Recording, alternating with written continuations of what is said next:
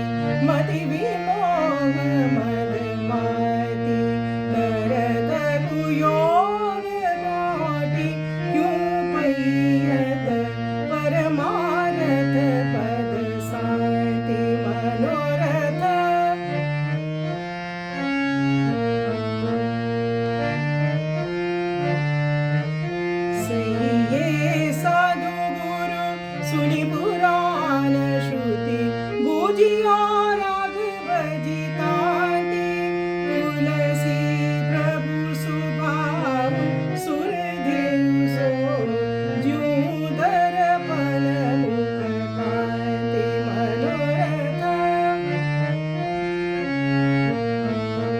मनोरथ मन कोई के भांति, चाहत मुनि मन आगम सुकृता फल, मन साधना गाति अगाति मनोरथ।